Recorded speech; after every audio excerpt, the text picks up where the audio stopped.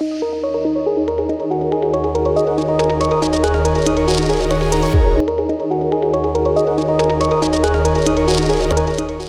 बच्चों, कैसे हैं आप सभी। उम्मीद करती हूँ आप सभी बहुत अच्छे से होंगे और खूब अच्छे से पढ़ाई भी कर रहे होंगे। बच्चों, क्या आप जानते हैं कि मैं कौन हूँ? जी हाँ बच्चों, मैं हूँ आपकी टीचर और मेरा नाम है मनीषा झा। बच्चों, हिंदी में हम क्या क्या पढ़ने वाले हैं, क्या क्या पढ़ेंगे? रोचक कहानियों के बारे में, संवाद के बारे में और कविताओं के बारे में। तो बच्चों, कक्षा की शुरुआत करते हैं। बच्चों, पाठ है दार्जिलिंग की सैर। बच्चों, ये कहानी है। राजीव सिलीगुड़ी में रहता था। उसके पापा डॉक्टर होने के कारण बहुत व्यस्त रहते थे, अतः वे राजीव को छुट्टियों में कहीं घुमाने भी नहीं ले जा पाते थे। पिछले वर्ष राजीव के अध्यापक उसकी कक्षा को टूर पर काजीरंगा लेकर गए थे, लेकिन राजीव नहीं जा पाया था। आज कक्षा में अध्यापक जी ने बच्चों को दार्जिलिंग के टूर के बारे में सूचित किया। इच्छुक विद्यार्थियों को अपना नाम नियत राशि के साथ जमा करने के लिए 1 सप्ताह का समय भी दिया। यानी कि जो छात्र जाना चाहते हैं वो अपना नाम दे सकते हैं और उसके साथ जो भी राशि लगेगी वो भी जमा करा सकते हैं। टूर शब्द राजीव के लिए रोमांच भरा और जिज्ञासा वाला था, अतः इस बार राजीव ने सोच लिया था कि वह भी स्कूल के अन्य छात्रों के साथ टूर पर दार्जिलिंग जरूर जाएगा। परंतु समस्या यह थी कि पापा से दार्जिलिंग जाने की बात कैसे कहें। शाम को क्लिनिक से आकर पापा चाय पीने लगे। राजीव ने सोचा कि बात करने का यही उचित समय है। वह आकर धीरे से बोला, पापा पापा, आप मना तो नहीं करेंगे? बेटा, किस बात के लिए? पापा, हमारी कक्षा के बच्चे टूर पर दार्जिलिंग जा रहे हैं। मैं भी टूर पर जाना चाहता हूँ। ठीक है, सोचूंगा। कितने बच्चे जा रहे हैं? पापा, कक्षा के अधिकतर बच्चे जा रहे हैं। प्लीज मुझे भी जाने दीजिएगा। थोड़ी देर तक राजीव के पापा सोचते रहे, फिर उन्होंने राजीव को आज्ञा दे दी। बस फिर तो राजीव ने तुरंत अपने मित्रों को फोन कर दिया। अगले दिन उसने स्कूल में पहुंचते ही सर को टूर पर जाने की राशि दे दी और बेसब्री से टूर पर जाने के दिन का इंतजार करने लगा। आज खुशी के मारे राजीव का चेहरा फूल सा खिल रहा था, क्योंकि अगले दिन सुबह ही से बस से जाना था। राजीव के साथ सभी बच्चे दार्जिलिंग जैसे खूबसूरत पहाड़ियों का शहर देखने के लिए उत्साहित थे। राजीव की मम्मी ने कुछ गर्म कपड़े भी अटैची में रख दिए, साथ ही में कुछ नाश्ते का सामान, बिस्कुट, दाल मोठ, मठरी और लड्डू भी रख दिए।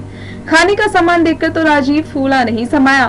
टूर पर जाने के उत्साह के कारण राजीव सुबह जल्दी जल्दी उठकर तैयार हो गया। वह अटैची लेकर पापा के पास जाकर खड़ा हो गया और पापा का हाथ पकड़कर प्यार से बोला, पापा प्लीज मुझे स्कूल छोड़ आइए। अगर देर हो गई तब मैं यहीं रह जाऊंगा।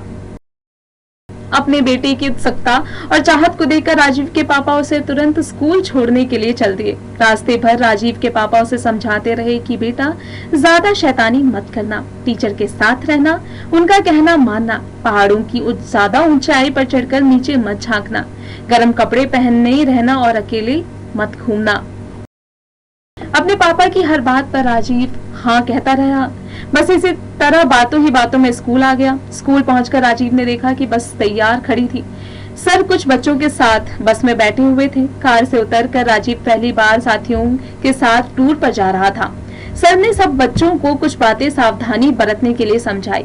फिर बच्चों को खाने के लिए मठरी एवं मीठे बिस्कुट छोटी छोटी थैलियों में डालकर दिए। खाने के बाद गानों का कार्यक्रम चला। किसी ने गीत, किसी ने कविता, किसी ने गजल सुनाई। इसी तरह बस का सफर चलता रहा। सर बच्चों का मनोरंजन करवाते रहे। बस मैदान पार करके कब पहाड़ों पर आ गई पता ही नहीं चला। इसका पता तब लगा जब बस दार्जिलिंग की टेढ़ी मेढ़ी पहाड़ी सड़कों पर लहराती बलखाती चल रही थी। रास्ते में सीढ़ीदार खेत दिखाई दे रहे थे। ऐसे हरे भरे खेत देखकर बच्चे उछल पड़े और सब एक साथ बोले, सर ये हरे भरे सीढ़ियां जैसे खेत किसके हैं? बच्चों, ये चाय के बागान हैं। क्या चाय के, और वो भी हरे भरे? हाँ बच्चों, ये सब चाय के बागान हैं। सर ने बच्चों को चाय के बागान दिखाने के लिए बस को एक उपयुक्त स्थान पर रुकवा दिया। बस के रुकते ही बच्चे सावधानी से उतर गए और बड़े आश्चर्य से चाय के बागानों को देखते रहे।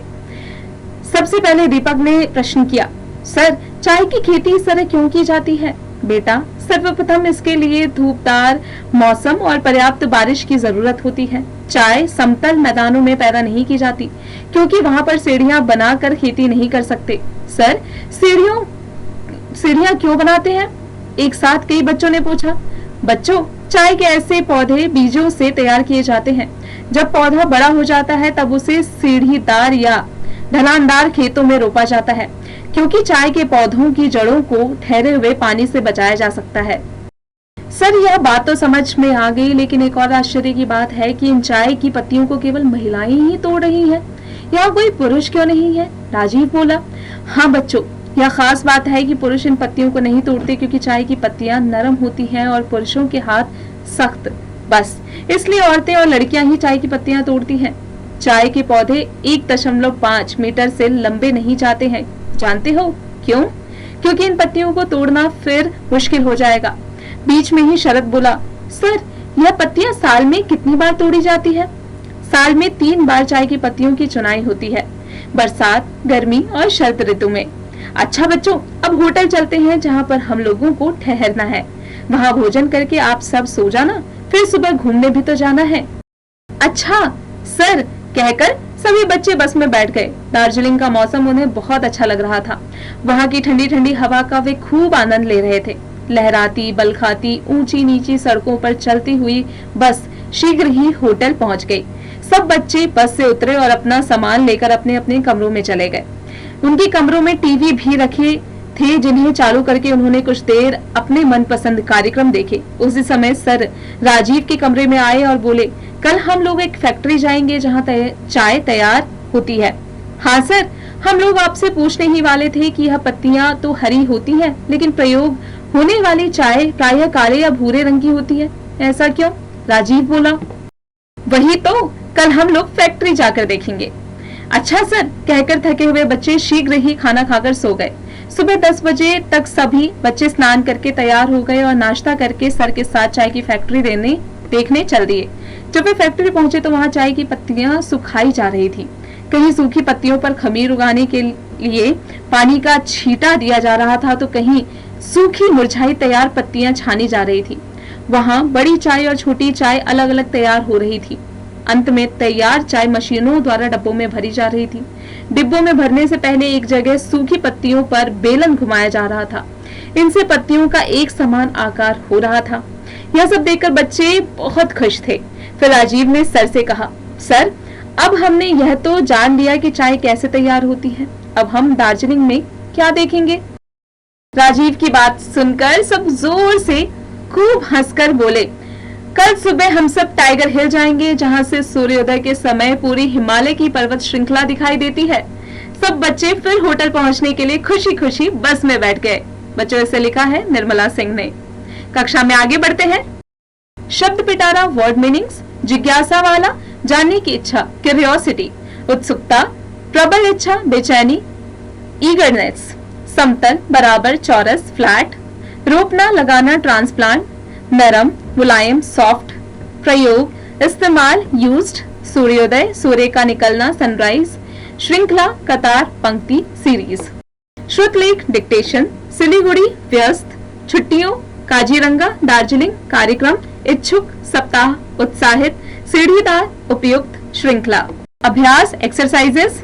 मौखिक, ओरल। इन प्रश्नों के उत्तर दो। इन प्रश्नों के उत्तर बच्चों आपको मौखिक रूप में देना है। आप पाठ का अभ्यास करके इसका अभ्यास स्वयं कीजिएगा।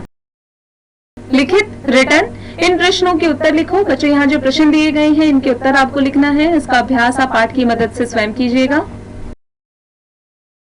सही उत्तर के सामने सही का चिन्ह लगाओ। राजीव कहाँ रहता था? सिलीगुड़ी में। राजीव के पापा क्या थे? डॉक्टर। चाय की पत्तियां साल में कितनी बार तोड़ी जाती है? 3 बार। सही शब्द चुनकर रिक्त स्थान भरिए। राजीव के पापा डॉक्टर होने के कारण बहुत व्यस्त थे। टूर शब्द राजीव के लिए उत्सुकता था। अपने बेटे की डैश देकर टूर शब्द राजीव के लिए जिज्ञासा वाला था। अपने बेटे की उत्सुकता देखकर उसके पापा उसे स्कूल छोड़ने के लिए चल दिए।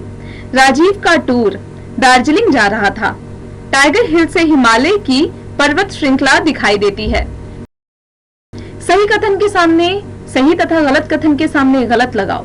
राजीव के पापा पुलिस कमिश्नर थे। गलत। राजीव अपने पापा से बात करने के लिए डर रहा था। सही। राजीव टूर पर दार्जिलिंग जाना चाहता था। सही। राजीव उत्साह के कारण सुबह देर से उठा। गलत। टाइगर हिल जगह कांजीरंगा में स्थित है। सही। भाषा ज्ञान, लैंग्वेज नॉलेज। नीचे दिए गए वाक्यों में कोष्ठक से सही शब्द चुनकर लिखिए। राजीव ने सोचा कि बात करने का यही उचित समय है। राजीव का चेहरा फूल सा खिल रहा था, क्योंकि अगले दिन सुबह ही उसे बस से जाना था। ठंडी हवा और चमचमाती धूप में सबसे बच्चे खूब आनंद ले रहे थे। पिछले साल अजय के सर टूर लेकर काजीरंगा गए थे, लेकिन राजीव नहीं जा पाया था। नीचे दिए गए शब्दों के लिंग बदलिए बच्चों। यहाँ पर स्त्रीलिंग को हमें पुल्लिंग में बदलना है। महिला, पुरुष, और यहाँ पर पुल्लिंग को फिर स्त्रीलिंग में भी बदलना है। सेठ, सेठानी, लड़की, लड़का, युवक, युवती, मालिन, माली, सम्राट, सम्राज्ञी, अभिनेत्री, अभिनेता, विद्वान, विदुषी, कवयित्री, कवि, बादशाह, बेगम। नीचे दिए गए द्वित्व व्यंजनों से 3-3 शब्द बनाएं। जैसे कौन कौन से? टड, लड्डू, गुड्डा, गुड्डी, मम, मम्मी, अम्मी, चम्मच, चच, बच्चे, कच्चे, सच्चे, तत्, पत्तियों, चाय पत्ती, संपत्ति, बब, डिब्बो, बब्बर, गब्बर। नीचे दिए गए वाक्यों में उचित सर्वनाम अथवा क्रिया शब्दों का सही रूप में प्रयोग करके वाक्य पूरा कीजिए। मुझे कार खरीदनी है। उसने एक चित्र बनाया। वह कल से बीमार है। मेरी पुस्तक खो गई। बीमार व्यक्ति सोते हैं। पाठ से 2 युग्म शब्द ढूंढकर उनका वाक्य में प्रयोग कीजिए। जैसे फूल सा खिलना, और दूसरा शब्द है बहुत खुश होना। बच्चों, इनको आपको वाक्य में प्रयोग करना है। इसका अभ्यास स्वयं कीजिएगा। अब कक्षा में आगे बढ़ते हैं। आलोचनात्मक सोच, क्रिटिकल थिंकिंग। मित्र के साथ किसी पहाड़ी यात्रा की योजना बनाते हुए संवाद लिखिए। इसका अभ्यास स्वयं कीजिएगा। समूह कार्य, ग्रुप डिस्कशन।